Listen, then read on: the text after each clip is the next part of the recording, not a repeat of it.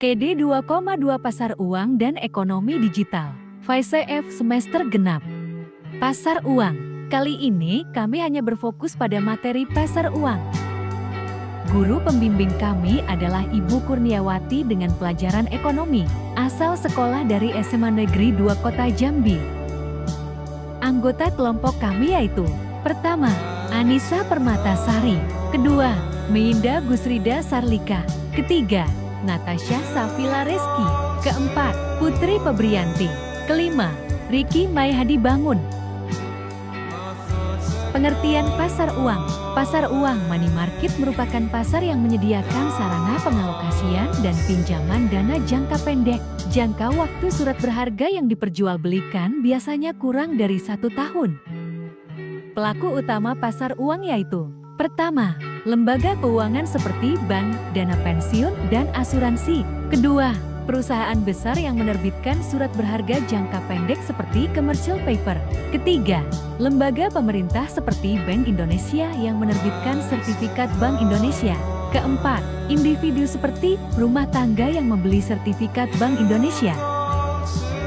Fungsi pasar uang yaitu: pertama, sebagai sarana alternatif bagi lembaga keuangan, perusahaan non-keuangan, dan peserta lain untuk memenuhi kebutuhan dana jangka pendek, serta melakukan penempatan dana atas kelebihan likuiditas.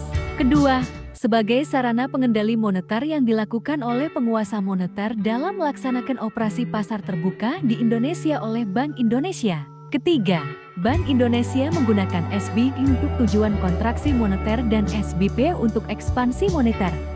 Keempat, pasar uang dibutuhkan karena banyak perusahaan dan individu yang mengalami ketidaksesuaian arus kas, sehingga berfungsi untuk menjembatani kesenjangan penerimaan dan pengeluaran dana. Kelima, bagi investor, pasar uang berfungsi untuk mencari keamanan dan likuiditas di samping peluang memperoleh pendapatan bunga. Karakteristik pasar uang ada 5 yaitu: pertama, menyediakan fasilitas jaringan transaksi jual beli aset finansial. Kedua, mempertemukan pihak surplus dana dengan pihak defisit dana. Ketiga, sebagian besar transaksi bersifat jangka pendek. Keempat, memenuhi kebutuhan dana jangka pendek perusahaan, lembaga keuangan, dan pemerintah tenor overnight hingga 1 tahun. Kelima, menyediakan outlet investasi bagi pihak surplus dana jangka pendek untuk mendapatkan pendapatan. Debitur dan kreditur dalam pasar uang. Debitur adalah pihak yang memerlukan dana jangka pendek sehingga berutang atau meminjam uang untuk memenuhi kebutuhan dananya.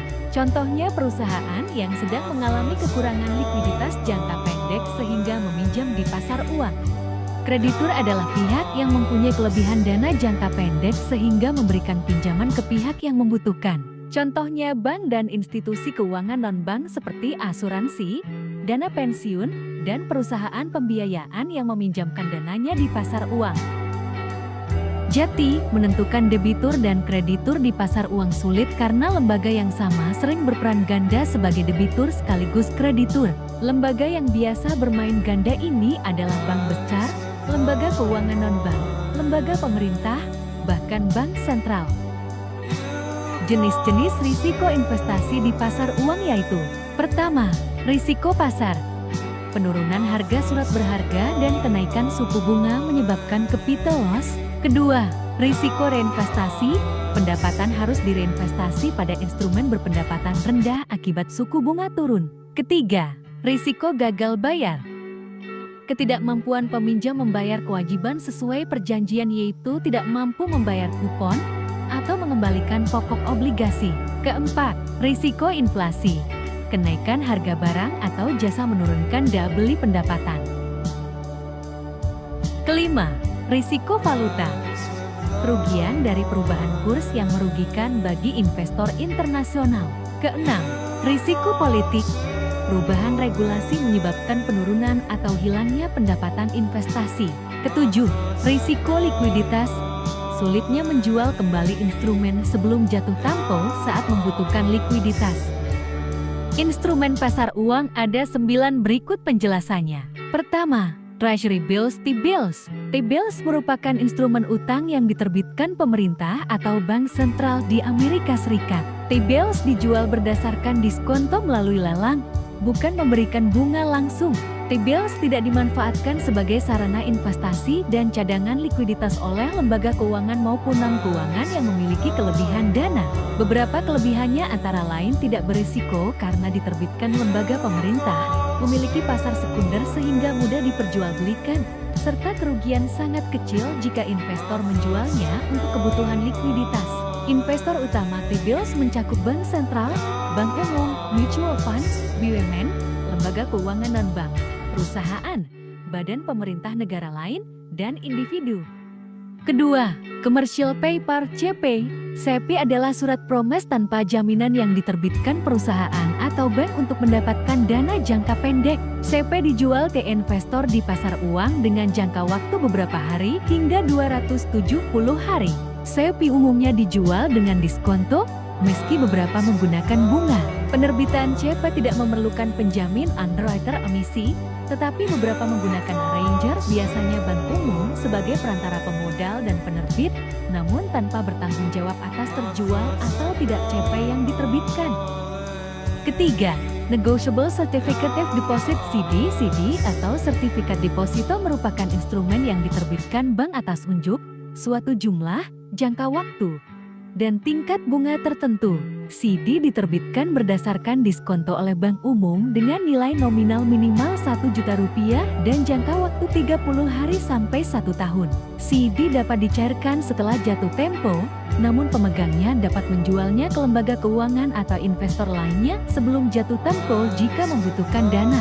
Berbeda dari deposito berjangka yang atas nama, CD diterbitkan atas unjuk. Keempat, Bankers Acceptance (BABA) merupakan wesel bank yang ditarik eksportir atau importir pada bank untuk membayar barang atau membeli valuta asing. Jika bank setuju, wesel diberi tanda accepted dan dapat diperdagangkan di pasar uang sebagai instrumen pendanaan jangka pendek. BA dapat dipindah tangankan. BA memberi alternatif kredit saat barang ekspor dikirim ke luar negeri. BA umumnya digunakan dalam perdagangan luar negeri melalui AL atau cek. BA memiliki jatuh tempo antara 30 sampai 180 hari. Kelima, Bill of Exchange atau wesel-wesel adalah perintah tertulis tak bersyarat dari seseorang kepada pihak lain untuk membayar sejumlah uang pada saat diperlihatkan atau tanggal tertentu kepada penarik atau order atau pembawa. Wesel harus berisi perintah tak bersyarat untuk pembayaran, nama pihak pembayar, hari dan tempat pembayaran, nama pihak penerima pembayaran, tanggal dan tempat penarikan wesel, serta tanda tangan penarik wesel. Wesel memiliki jangka waktu jatuh tempo antara 6 hari hingga 180 hari. Keenam, repurchase agreement. Repo merupakan transaksi jual beli surat berharga dengan perjanjian bahwa penjual akan membeli kembali surat berharga tersebut pada tanggal dan harga yang telah ditentukan. Repo melibatkan surat berharga yang diperdagangkan secara diskonto seperti SBI, SPBU, CD, dan T-bills. Ketujuh, Sertifikat Bank Indonesia (SBY) merupakan surat berharga atas unjuk dalam rupiah yang diterbitkan dengan sistem diskonto oleh Bank Indonesia sebagai pengakuan hutang jangka pendek. SBY digunakan sebagai piranti operasi pasar terbuka untuk mengendalikan moneter melalui lelang harian. Tujuan bank dan lembaga keuangan lain membeli SBY adalah sebagai alternatif penempatan kelebihan dananya untuk memperoleh pendapatan. SBY juga dapat dijual kembali kepada lembaga lain atau Bank Indonesia apabila membutuhkan dana. Kedelapan, surat berharga pasar uang SBPU. SBPU adalah surat-surat berharga berjangka pendek yang dapat diperjualbelikan secara diskonto dengan Bank Indonesia atau lembaga diskonto yang ditunjuk di. SBPU berfungsi sebagai piranti pasar uang dan instrumen operasi pasar terbuka dalam rangka ekspansi moneter oleh BI dengan menetapkan tingkat diskonto SBPI. Ditinjau dari jenis transaksi dan warkatnya, SBPU terbagi menjadi dua, yaitu: pertama, surat sanggup accept atau promes. Surat sanggup diterbitkan nasabah untuk menerima kredit bank guna membiayai kegiatan tertentu. Surat sanggup diterbitkan bank untuk pinjaman antar bank. Kedua, surat wesel. Wesel ditarik suatu pihak dan diaksep pihak lain untuk transaksi tertentu. Penarik atau tertarik adalah nasabah bank. Wesel ditarik nasabah bank dan diaksep bank untuk pemberian kredit guna membiayai kegiatan tertentu. Kesembilan, call money. Call money merupakan sarana penting untuk mendorong pengembangan pasar uang. Pasar uang antar bank pada dasarnya adalah kegiatan pinjam-meminjam dana antara satu bank dengan bank lainnya untuk jangka waktu pendek. Baiklah, sekian penjelasan materi pasar uang dari kami. Berikan saran dan kritik apabila terdapat kekurangan dan kesalahan dalam video. Semoga penjelasan yang kami berikan bermanfaat. Terima kasih telah menyaksikan.